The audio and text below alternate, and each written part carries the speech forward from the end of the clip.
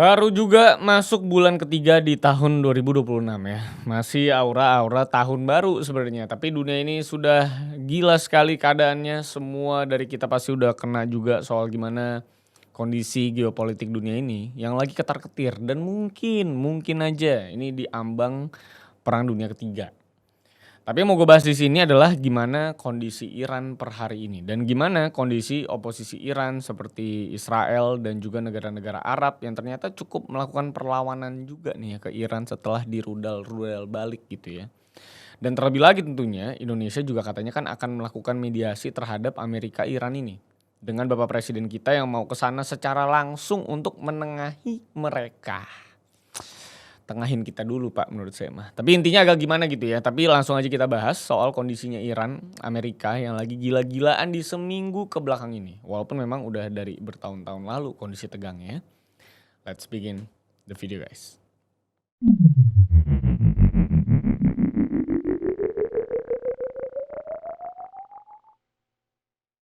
I lost myself. I waited still. Oke, kita semua di sini pasti udah tahu soal gimana ketegangan Iran dan Amerika itu udah bukan sekedar tegang lagi. Tapi yang jadi masalah di sini adalah udah bagaimana Iran dan Amerika ini sebenarnya kedepannya tuh bisa damai atau enggak gitu ya. Bisa nggak sih gencatan senjata gitu kan. Dan yang paling penting adalah apakah bumi ini bisa menghentikan perang-perangan ini yang nampaknya sangat bisa tereskalasi jadi PD3 di waktu dekat. Padahal baru bikin Board of Peace gitu kan.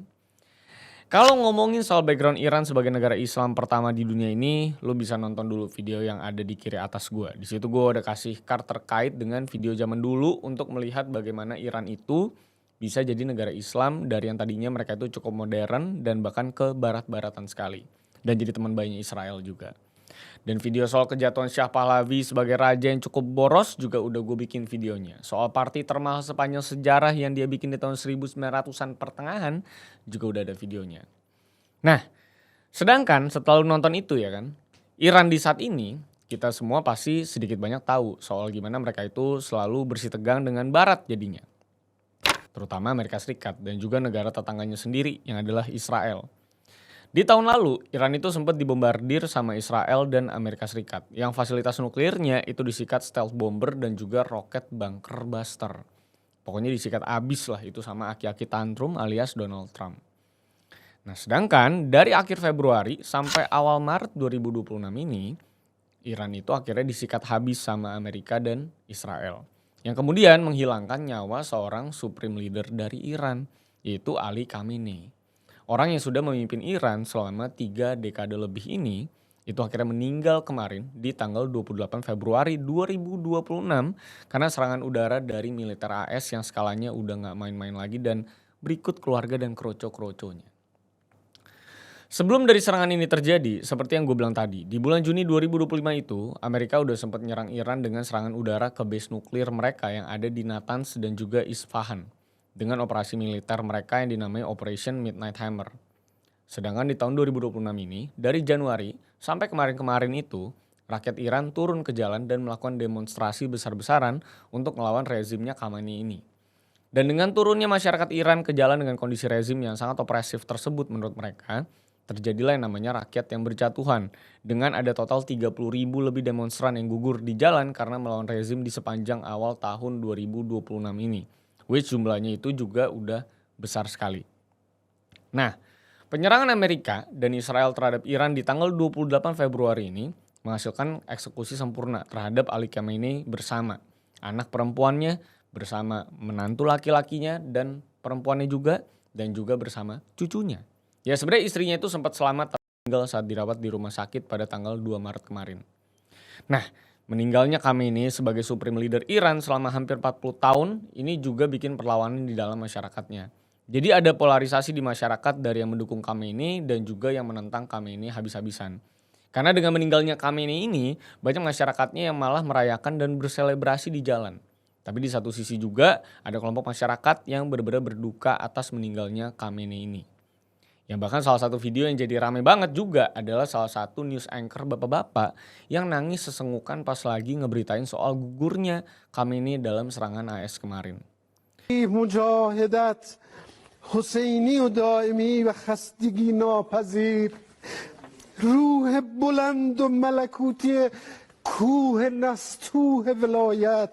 Dan di saat yang bersamaan, landscape geopolitik di Timur Tengah ini juga bisa dibilang mulai berubah sejak adanya peristiwa ini. Karena ini tuh benar-benar gede banget. Seorang supreme leader selama hampir 40 tahun itu gugur dalam satu serangan yang super dahsyat itu, beserta dengan keluarganya dan juga orang-orang di sekitarnya. Stabilitas politik Iran juga udah pasti lagi nihil-nihilnya. Dan yang terpenting adalah kekosongan bangku supreme leader ini pasti menghasilkan banyak kerusuhan di mana-mana. Operasi militer Israel AS dengan nama Operasi Epic Fury dan juga Operasi Roaring Lion ini juga dilakukan secara taktis banget. Karena targetnya itu adalah sektor-sektor yang jadi core Iran di saat ini untuk melawan oposisinya. Dari mulai kompleks pejabat-pejabat tertingginya untuk melumpuhkan rezim sekarang termasuk dengan Supreme Leader dan beberapa pemimpin tertinggi Tehran dan komandan senior dari militer Iran atau IRGC, Muhammad Pakpur Aziz Nazirzadeh selaku Menteri Pertahanan, Said Abdul Rahim Musavi selaku Kepala Staf Militer Iran, dan menyisakan Presiden Iran yaitu adalah Masoud Pezeshkian. Jadi emang serangan AS Israel ini memang sudah gila banget ya, sangat tertarget dan tepat sasaran banget bisa dibilang dan terdengar seperti ada ordal gitu ya. Dan pastinya dari sisi infrastruktur nuklir pun fasilitas riset nuklirnya itu semuanya kan juga udah diserang ya dengan serangan si bunker Bastar yang dilakukan di tahun lalu. Untuk pastinya mengganggu nih yang namanya pengayaan uranium di Iran supaya development nuklir di sana itu nggak terlalu maju gitu. Nah, lalu dengan semua yang sudah terjadi di Iran, apa yang Iran lakukan? Jawabannya adalah ya dia serang terus itu oposisinya yang ternyata nggak cuma Amerika Serikat dan Israel. Tapi juga negara-negara teluk lain yang ada di sekitaran Iran yang selama ini juga ikut berkolaborasi dengan AS. Karena kemarin itu sudah sempat terjadi serangan balik dari Iran ke Uni Emirat Arab yang tepatnya itu menyasar ke Hotel Fairmont. Dan juga beberapa hotel mewah lain di Dubai yang terkena drone perang Iran. Yang pastinya bikin tamu hotel kocar kacir lari keluar dari sana. Itu hotel bintang 5 bos, mahal banget tuh. Karena walaupun bisa dibilang mereka itu sama-sama negara teluk di wilayah negara-negara Arab ya, teluk gitu ya. Banyak negara minyak di sana itu kan kawan baiknya si aki-aki Trump ini. Dependent sekali sama Amerika Serikat. Seperti Abu Dhabi, itu kemarin sempat terkena misil Iran juga. Udah gitu Uni Emirat Arab juga udah menghadapi total 165 rudal balistik, 2 rudal cruise dan juga 541 total drone perang Iran di sana. Kalau nggak salah nama drone itu adalah Shahid gitu ya, yang keren banget menurut gue tuh. Sejauh ini sudah ada Arab Saudi sebenarnya, Qatar, Kuwait, Bahrain dan juga Uni Emirat Arab yang jadi target Iran di wilayah negara Arab atau di negara teluk ya. Dan keterangan dari Menteri Luar Negeri Iran, Abbas Araghchi itu katanya kami tidak menyerang yang namanya negara tetangga. Di sini Iran menargetkan negara-negara yang menghadirkan Amerika Serikat di negara-negara tersebut. Gokil sekali. Jadi Iran itu memang sudah memutuskan untuk meng-counter attack lawannya sampai titik darah penghabisan atau sampai si Amerika dan Israel ini mundur mungkin dari wilayah-wilayah teluk.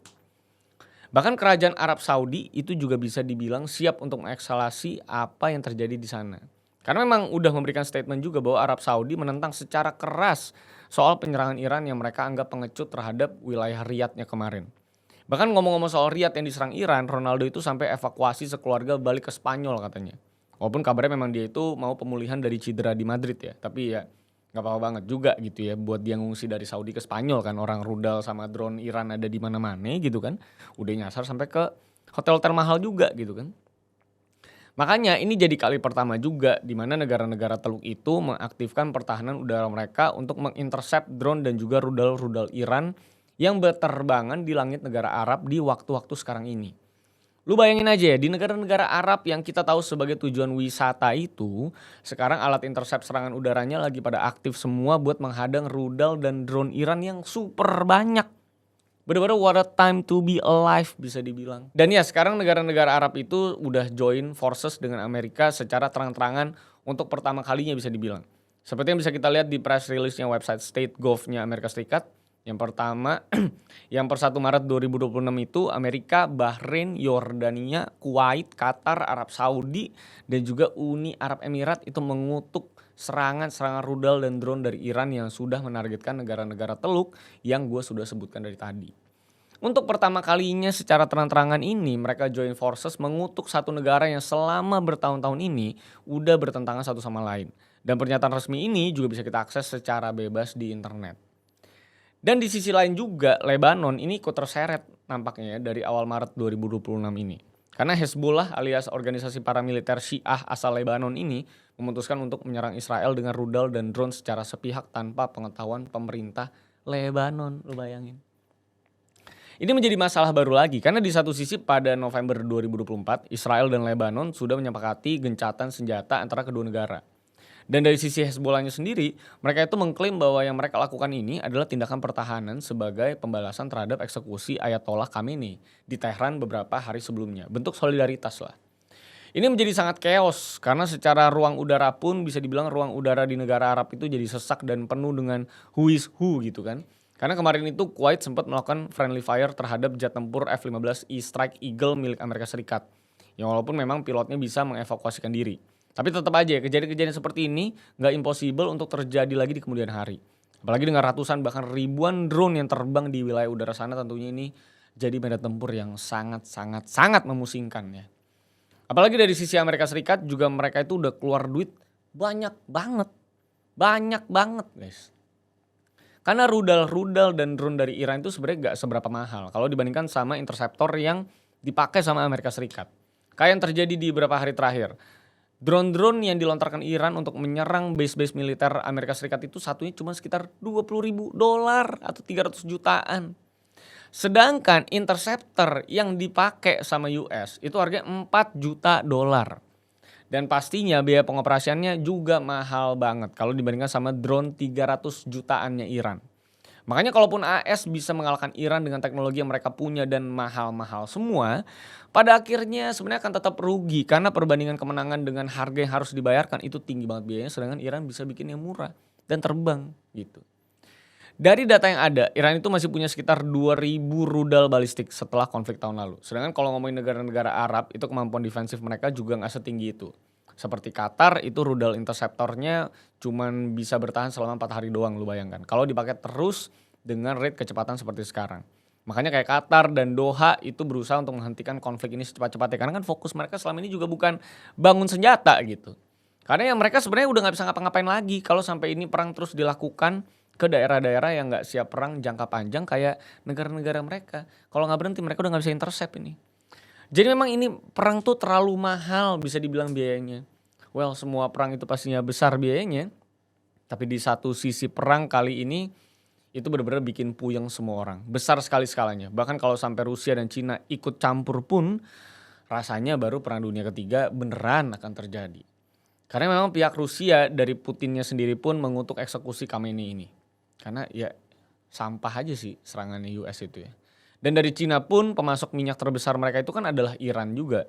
Jadi kondisi sekarang ini akan sangat membingungkan untuk oposisinya Trump juga pastinya. Jadi apakah ini semua adalah ulah Trump dan sekedar panggung sandiwara yang dibuat sama Trump untuk menutupi Epstein Files karena dia gak mau rakyatnya tahu kalau dia PDF gitu kan?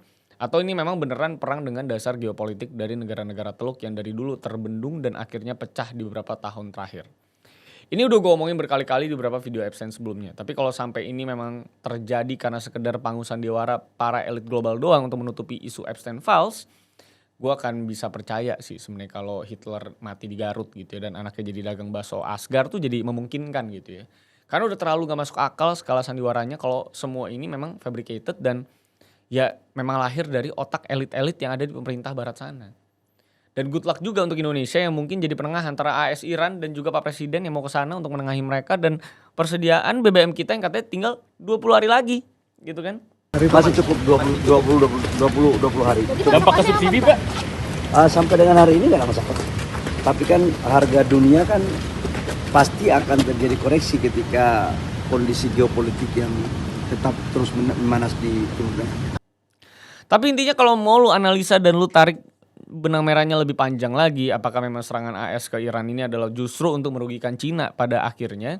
Ya mungkin aja bisa kejadian karena ya pasokan minyaknya juga banyak dari Iran. Dan ditutupnya Selat Hormuz ini tentunya akan mengguncang suplai BBM bumi saat ini. Karena suplai yang lewat di jalur Hormuz itu ada 20%. Dan itu gede sekali angkanya. Jadi tentunya harga semuanya yang ada di negara ini pun juga akan ikut naik ya. Karena kita juga banyak barang-barang import gitu kan. Jadi tentu ini akan menyulitkan kita semua secara ekonomik pastinya. Tapi kalau masalah perang dan keamanan, tentunya kita masuk ke dalam daftar 10 besar negara teraman di dunia saat perang ini terjadi. Karena banyak sekali tempat-tempat isolated di negara kita yang dimana kita bisa bersembunyi gitu ya, bisa gerilya kita tuh. Jadi itu harus disyukuri tuh, kita masuk 10 negara teraman. Dan rudalnya tidak nyampe ke kita. Memang presiden ini memang punya visioner ya. Kalimantan itu tuh di luar jangkauan, goks menurut gue ya. Jadi ini adalah sebuah visi ternyata ya dari siapa? Pak Jokowi ya. Visioner ini Pak Jokowi ini ya. Jadi itu, tapi kalau menurut gue Pak Prabowo untuk datang menghadiri mediasi tersebut, gue gak tahu apakah ini langkah yang baik. Karena selain harus ketemu juga tentunya sama Israel, juga harus ketemu juga sama Iran, gue gak tahu apakah ini menjadi sentimen yang baik untuk masyarakat ya, melihat Pak Prabowo datang ke AS dan ke Israel ketemu sama Netanyahu gitu, ya kan?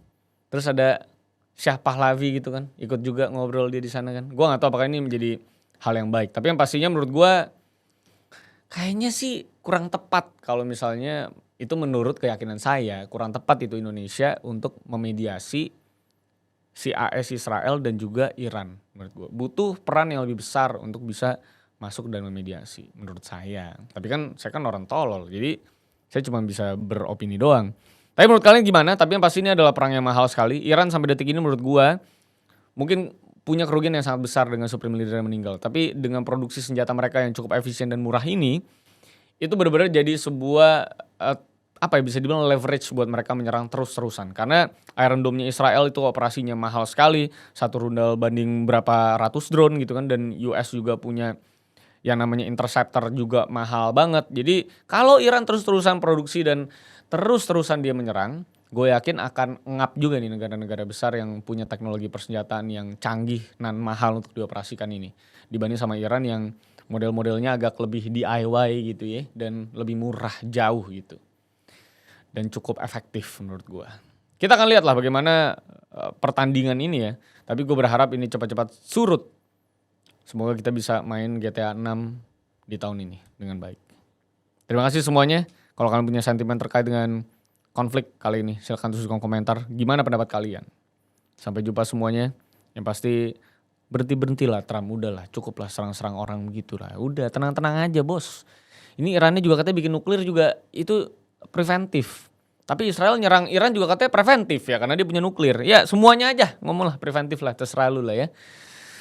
Sampai jumpa semuanya, terima kasih sudah menonton sampai akhir. Jangan lupa join membership untuk menjadi support dari channel ini. Yes, kartel itu akan saya rilis nanti di membership ya, karena terlalu sadis itu ya. Sampai jumpa semuanya, terima kasih sudah menonton sampai akhir sekali lagi. Masih banyak hal yang bisa kita bahas. So see you in the next video guys.